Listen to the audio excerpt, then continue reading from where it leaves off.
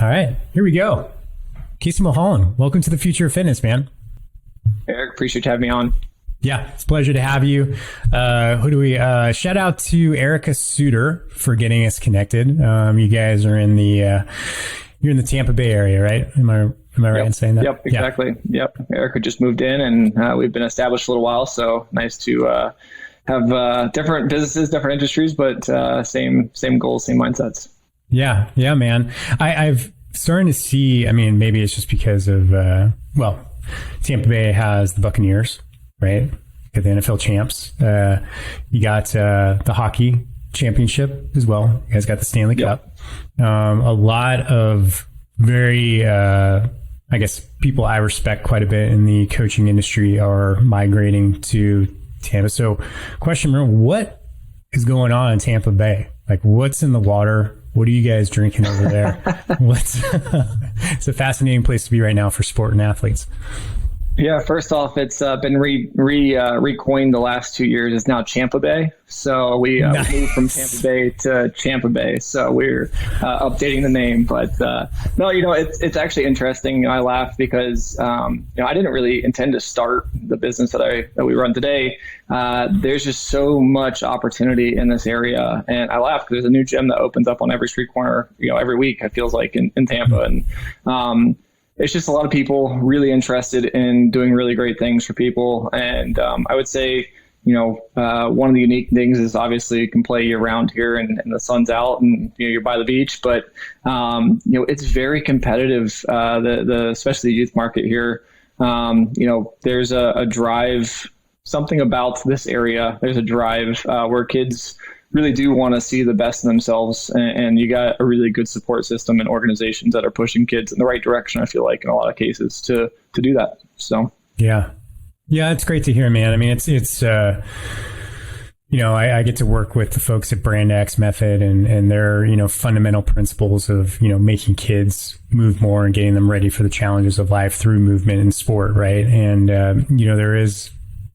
there's a big problem. We won't get into it, but there is a big problem with today's youth and kind of the state of their fitness and their mental health and all that's, a whole nother podcast. And I'm curious, you mentioned, gyms being open and the ability to be outside, but what are some of the characteristics or quality of the Tampa Bay community that you think are, nurturing those qualities so that athletes are coming really strongly out of it? And you mentioned it was kind of a community thing. Yeah, it's, we do, obviously, there are issues, no doubt, especially in the youth market across the board. But, I think for myself, I didn't have a background in business. I didn't have a background in, engineering. I was just really curious. And I would say one of the great things about the Tampa community, for whatever reason, people are very open to talking about things. You can find a lot of incubators. You can find a lot of just unique individuals that are willing to talk to you. And I feel like that's not always the case in other places. So, one of the uniquenesses of the community down here, I feel like a lot of people just have their door open. And so when you're trying to get started, you're trying to find your way in, and you're trying to innovate, it's a hotbed of entrepreneurs. And so, it's great to be able to sit around like-minded individuals, and especially with, COVID, being what it is and Florida being open, there's a lot of people that have moved here. And it seems like that's become even more expedited with others coming from other industries now and moving into the area and really trying to, fall into that community and feel that and boost it. It's been really good. So I'd say we just really welcome entrepreneurship down here, which is great. So. Yeah.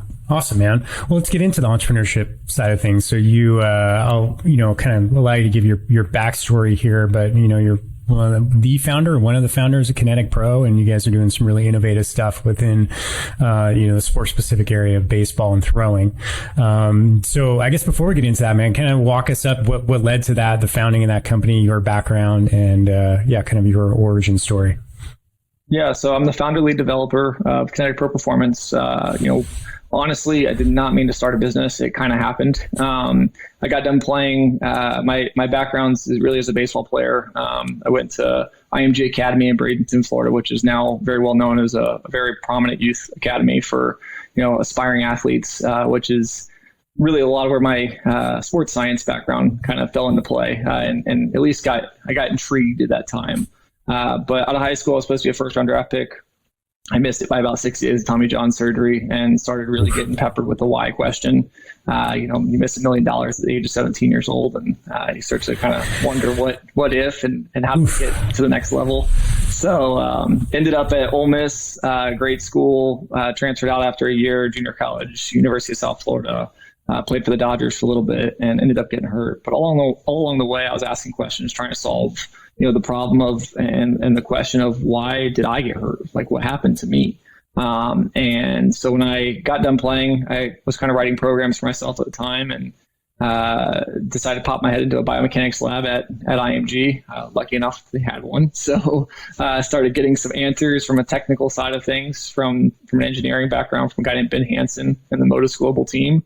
And then started training one guy. One guy turned into two turned into five. And we looked up, we had 200 guys coming through the door, and I had to open a business and, really make this thing official. Wow. And it's all been word of mouth, and it's a really great community of guys that, got some guys doing some amazing things in the league, and got some young guys that are, really bought in and wanting to change the game as well. And just, it's been innovation, and it's been a community, and it's been really thankful and lucky to get put in the spot that I've been in.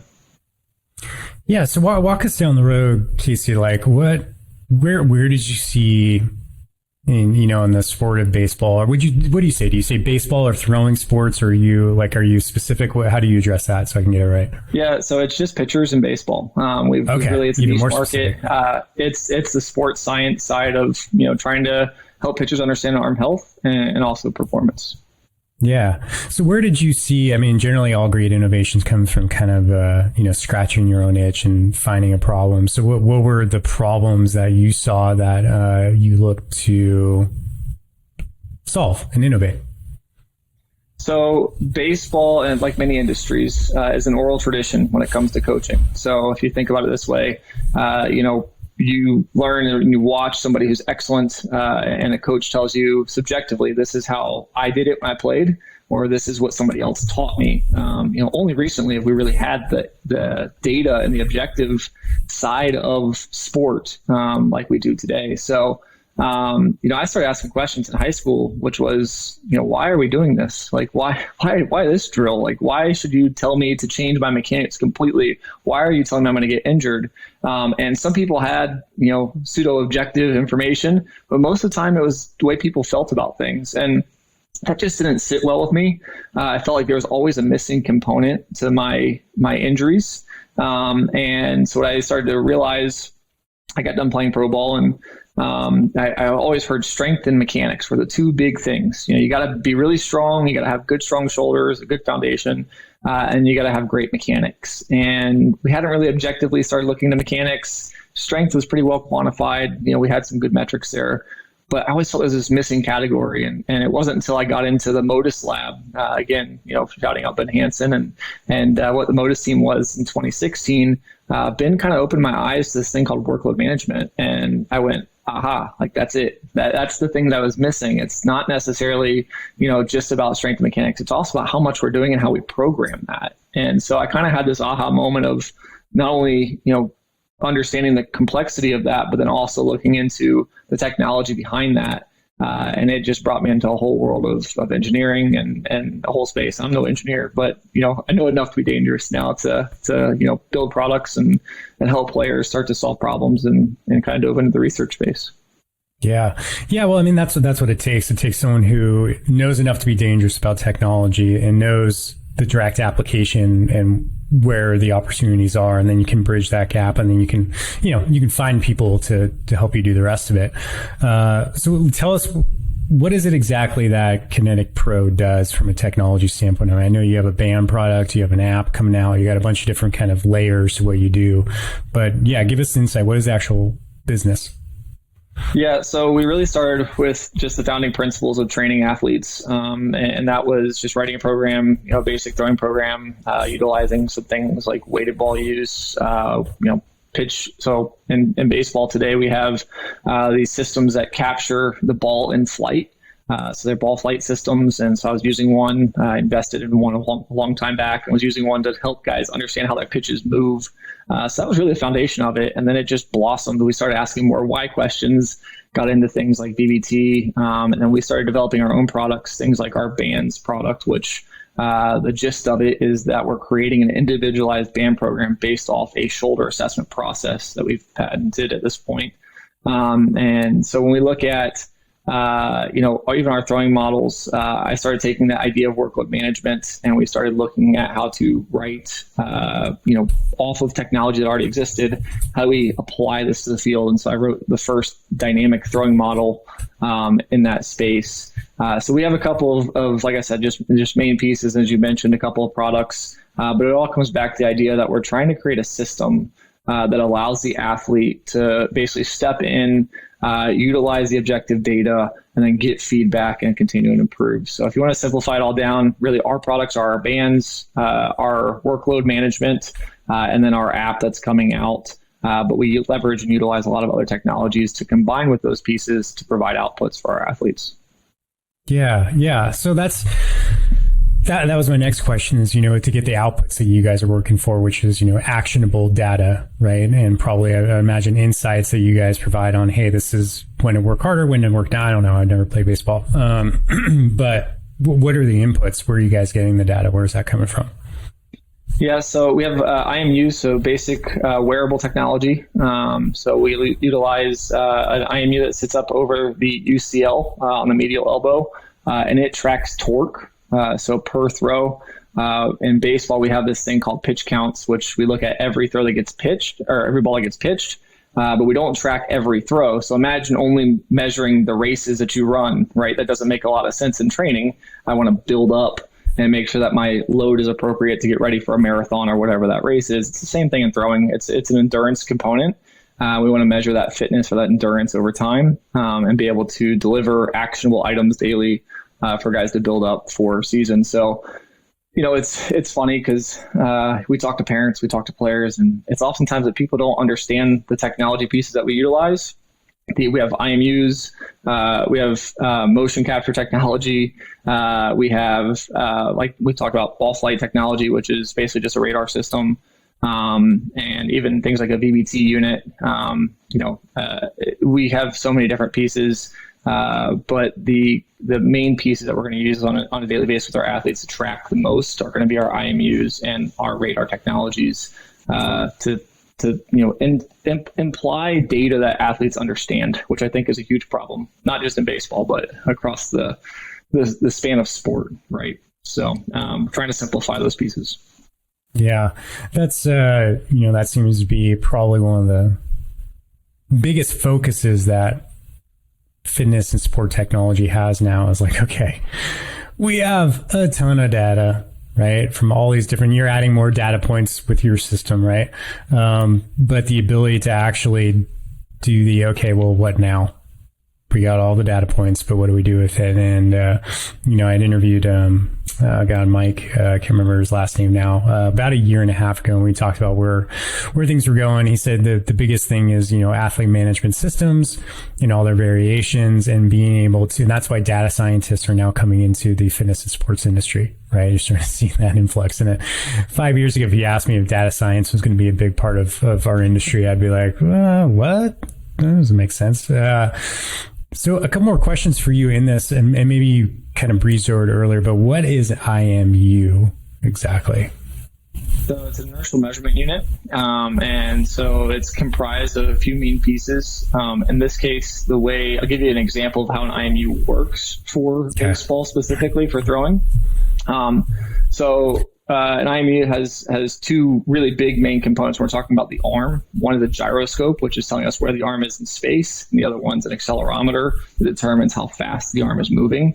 So when we're looking at an arm throwing, for example, let's say I wanted to trigger an IMU to record a specific throw. Well, my arm is constantly moving when I run, when I'm walking back to the mound or around the field. What we need to do is we need to be able to isolate all that extra noise, right? All that extra data that's coming in of just all the movement. We want to only focus on the throws. So when the arm, in this case, the unit that we use, when the arm goes up to throw, that gyroscope triggers once it goes past a certain range, and once the accelerometer goes past a certain speed, and it starts to say, okay, record now. And so it'll record at a certain rate that allows us to actually see the positioning of the arm, the movement, the speed of the arm. It takes in your body type, and then it creates a torque value to give us an output to determine how much load or how much stress was in that single throw that you just threw. Yeah, fascinating, man. Where are you as a company right now? Like, are you guys in the market? Are you kind of still developing the technology? Are you in beta? Give us some insights as where the company is right now. Yeah, so we have different, really January in 2022 is going to be a drop for us where we're going to really announce and launch some of the hardware software that we've been developing. We've been currently partnered with and utilizing a lot of other software hardwares to suffice the outputs that we've been trying to create. But we kind of target, our business is broken out into where we target, for example, our partnered schools. So groups like University of Michigan, where I'll work with them and basically write their throwing programs for them. Based off of this technology. So I'm never up, I'm stopped by Michigan, but I'm not there constantly. I'm down here in Tampa, but I'm able to see all the throws that their team accumulates, and we're able to write programming for that. So that's just one example of where we can go to direct to a team, and I work with the coaches as kind of a partnership versus, maybe in our facility or even our big league guys, I'll watch with the individual athlete, and I'll utilize other technologies to kind of work with them one-on-one in a remote setting to provide them training. So as a business right now, we're launching what has been in beta, which is our bands. In January, we're going to be launching a workload sleeve, which is our own in January to do what we talked about in the throwing component. Then we have our software, which is going to be the space at which all this information is going to come in and allow us to take much deeper insights into how all these pieces work together. And so that software is going to be called the KP app, and that will include all of these different components into one nice streamlined software for athletes to use daily. So yeah, awesome. So the question that comes to mind is like, okay, so you specifically work with pitchers, and pitchers are specifically part of baseball, and there's only so many baseball teams and baseball players out there. So how big is this market? Like, I'm sure you've run some rudimentary numbers on, or more detailed, I don't know, but what are we looking at here? Yeah, so I mean, solving the issue of Tommy John surgery is, I can't even put a dollar figure on it. MLB teams specifically, if you're the guy that solves that if you crack that code, you're talking about full scale implementation across multiple markets, which is great. But honestly, when I got into it from the business side of it, like I said, it was kind of more organic. We really haven't done any marketing as a business. And part of me, I kind of laugh, we've been in the development phases for a little while.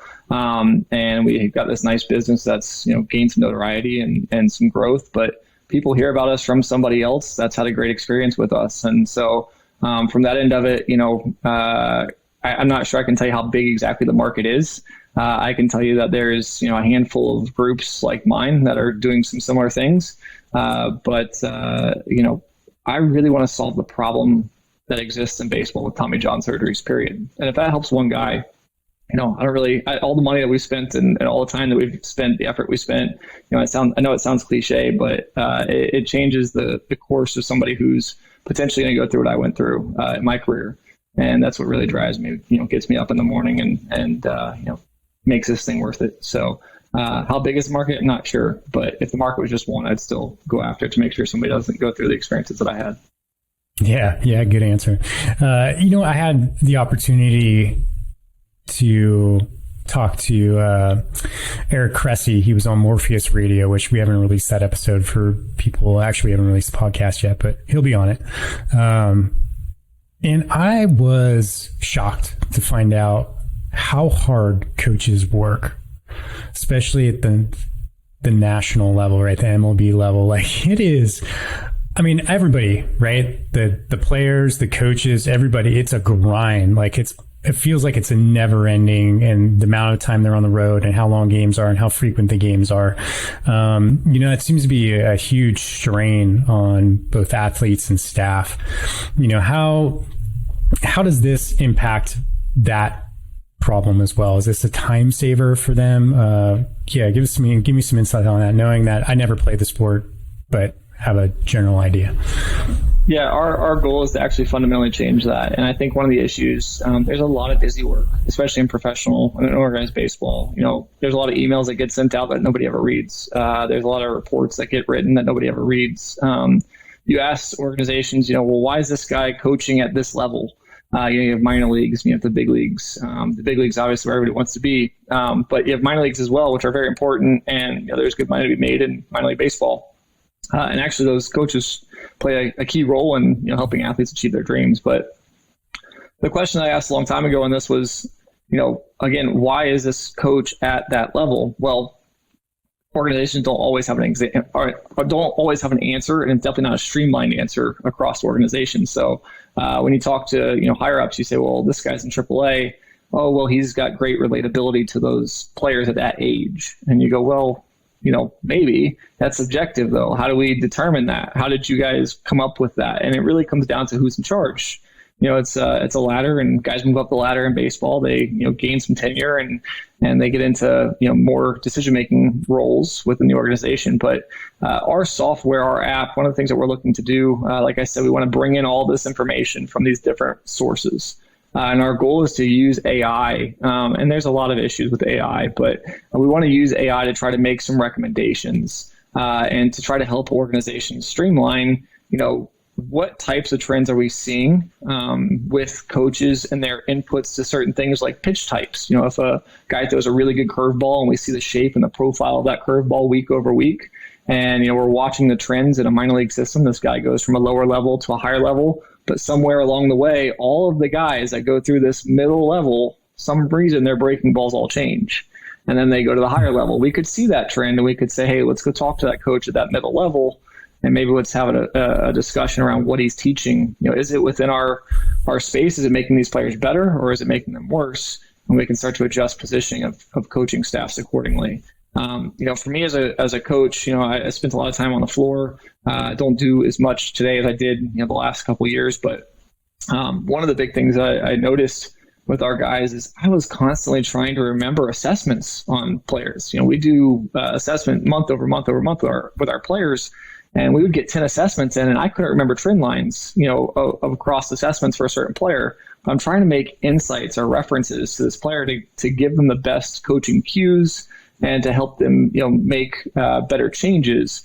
Reality is I needed software to help me leverage those insights so I could turn back and give that player a better application. And so that's what the ability of something like our app in time, that's what we're hoping, is that we're going to be able to use AI to look at those trend lines a little bit smoother, combine some of these data points and just create new values for these players, and then hold them accountable and hopefully help them, continue to progress over time. And so I think it'll help coaches solve these problems faster. It'll take some work off their plate, but it may also fundamentally change the way that coaches look at the game, which could also be a buy-in factor and maybe something they're not used to. So it'll come in time, but that's what we're hoping our business is able to do. Yeah, that's great, man.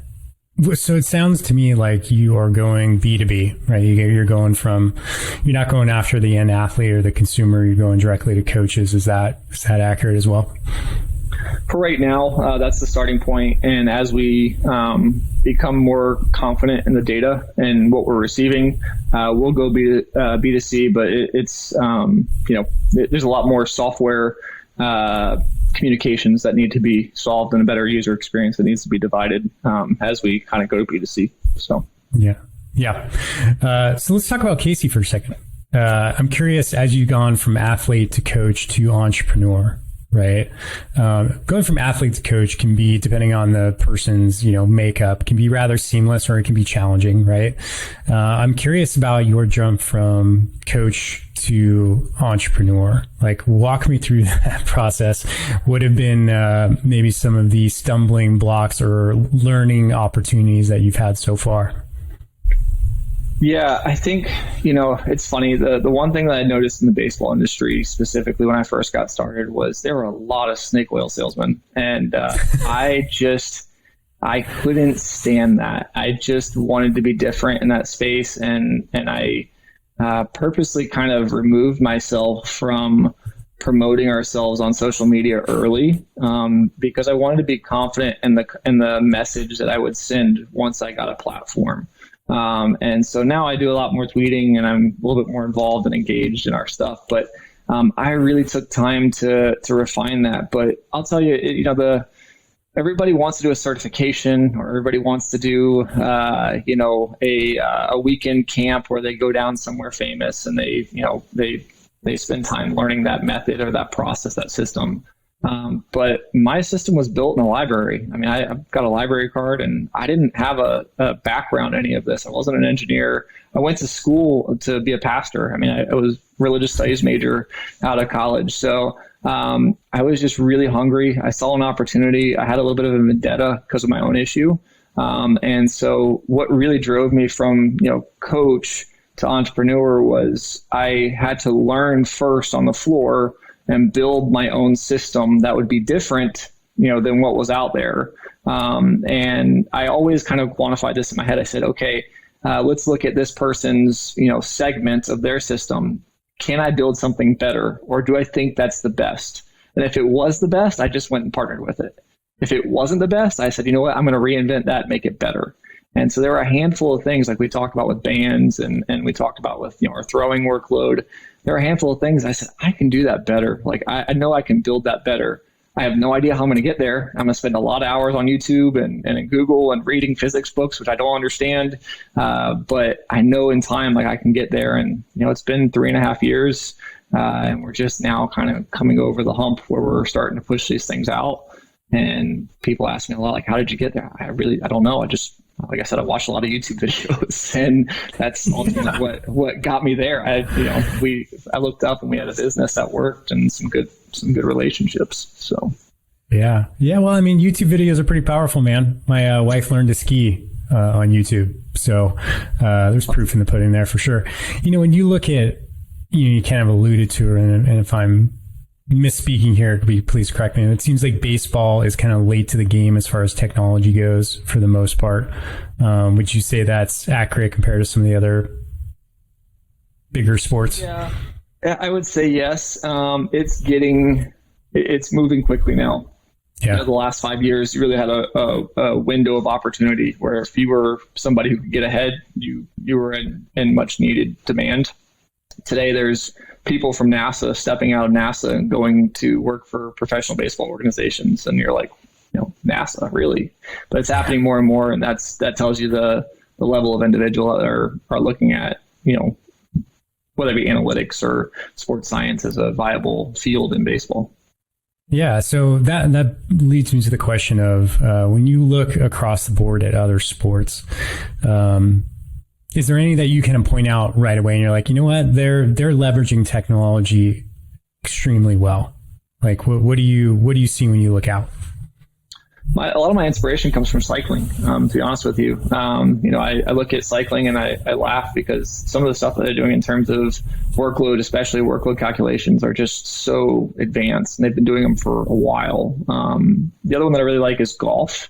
There's things like, businesses like Golf Tech, which, it's everywhere, and you can go to almost any town and in any country, and it's like Golf Tech exists. And the amount of technology and the system that they've created and the scale that they've created it, I mean, that's high level stuff. And they're bringing that to the masses. So that's so encouraging for somebody like me who sits in my space, and I look at it and go, man, I want a system like that. That's where a lot of inspiration for me, kind of came. But yeah, I think golf and cycling are two that, for me, are just advanced. They're ahead, but I think we can close the gap and get there in baseball, pretty soon. It just depends on what new technologies are around the corner. Yeah, man. Golf Tech, awesome. I went to, when I was living in Santa Barbara, I went to shout out to Travis at Golf Tech on Coda Street. I went there all the time. It was, walking distance from my business, and I would go in there and I would, really get to work on the finer details of just kind of fundamental swing. right? And it was great. I mean, nothing beats being out there, right? And all the different angles that you get on a golf course, not to get too much on golf, but I have to say it was really cool. And, being someone who's kind of drawn to technology, I was like, this is really fun. So one more question about baseball. So it's obviously big in the United States, right? I presume it's pretty big in Japan, right? It is. As well as the Caribbean islands. What other markets out there are you guys, I mean, besides the United States, what other markets do you guys think this is going to be potentially big in? Yeah, I mean, you nailed the two big ones. It's the Caribbean, and then we look up in Japan, and that takes up majority of what is baseball today. Canada seems to have the baseball bug. It's been interesting to watch. There's a lot of really good thought coming out of Canada.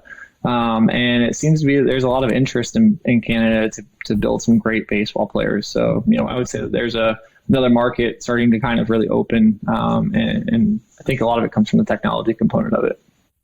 Yeah, Canada. I always make fun of Canadians because I'm right at the border, so I'm always talking to them all the time. But man, they look just like us. They just talk a little different. Basically, just a little different. A little bit. It's hard. I can't. My wife can nail it. She can nail it. She's like, oh, he's Canadian. I'm like, really? How did you? God, I can't hear it. And then it's like when a boot comes out or something like that, and then it's a dead giveaway. I like to ask this question, to get it in there, and I always do it in the spirit of collaboration because a lot of other, entrepreneurs and coaches in the industry listen to this show. So what is it, in your current iteration, like, what do you need right now as far as like partnerships or talent or what are some of the biggest needs you have? Funding, I presume, is always nice. Yeah, funding's great. No, we're looking at scale right now. I mean, we just have to continue to create the ability to scale. And so, as I mentioned before, we have an app coming out that's we're excited about. That's going to really take a huge step for us in that direction. In our products, but there's a fundamental issue at the youth level that is really hard to reach to, especially with high level technology. We want to get kids into a better place, especially with things like workload management, but teaching parents and teaching kids, how to wear a sleeve and then go sync the sleeve. And there's just so many components there that are really difficult. But I mean, we've got some of the top baseball pitchers in the country. We've got some of the top schools in the country.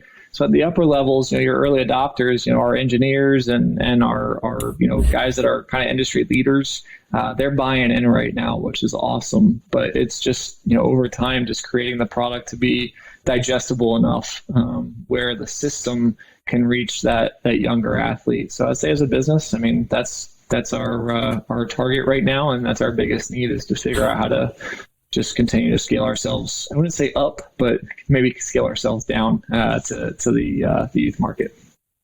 Yeah, well, that's a challenge across a lot of different areas with new technology coming out too. Is that maybe as coaches or people who really get it, right? Like, okay, we understand the value of the data or the technology and what we can do with it. And we know how to harness it and use it, but for the majority of everyone else, it's like if it's 2 degrees off normal behavior, then it's difficult to get adoption, right? I mean, that's why one of my favorite ones is the Ring doorbell, right? There was no change to any consumer behavior whatsoever. Like, the doorbell has always been there, but now we're adding new functionality to it and how you use it. So there was no one had to adopt a whole new thing. And I think that's, kind of the challenge. But early on, you just got to get the best data and best technology out there, and then you kind of learn.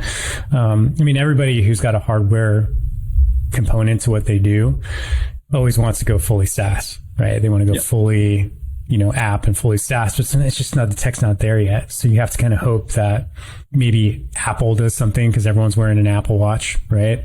And then you can harness that if they open their APIs. So it's an interesting time we're in where it's like, until we all get microchipped, we still need wearables. And, I think I can tell you in the wearable space, the risk real estate wars are a big deal. People generally don't want more than one device, but I think in your case, it's so much driven by the coach. Like, if there's a practitioner, in this case, the coach is the practitioner, someone who's like, no, I need that data. You're going to wear that thing. right? And you can kind of push that. But as soon as you try to get to the consumer market, it becomes a little bit more difficult. So, yeah, is that similar to what you've seen so far? Yeah, it's the B2B relationships. I mean, you establish the model, you showcase the success of that model, and then you basically take it out to the coaches or the organizations. And you say, hey, listen, here's the verbiage, here's the financial structure that I built around this, and it's going to help you gain money by doing X, and it's going to help you keep your players healthy or safe, or push your athletes to better performance by doing X. You just have to get compliance, and most of these coaches, that's their job. It's to get player buy-in. It's to be a great coach is getting great player buy-in. So you don't have to enter this from a side door. You go direct through the coach who already has that relationship, that trust, and your technology can follow it. So that's kind of the approach that we're taking to hopefully infiltrate and then scale down in the market over time, go B2C. So yeah, right on, man, right on. Casey, if people want to get a hold of you or check out more, where do you send people online? Yeah, so they can go to, if you want to look at social media, we're on Instagram. Kinetic Pro Performance is our handle. On Twitter, it's Kinetic_Pro. And then for any messages, if you guys want to contact us direct, it's Casey, CASEY, at KineticProBaseball.com for email. Always open emails and chat with anybody that wants to chat. Yeah, very cool. Casey, great work, man. Great backstory. I'm obviously sorry to hear you miss out on a multi-million-dollar contract at the age of 17, but it seems like it may be happened for a reason, not to be cliche, but maybe it has happened for a reason, and now you're here, and now you're going to impact a lot of other people and keep them safe and pitching for a long time. So great job, man. Great interview, and ladies and gentlemen, great Casey Mulholland. Appreciate it, Eric.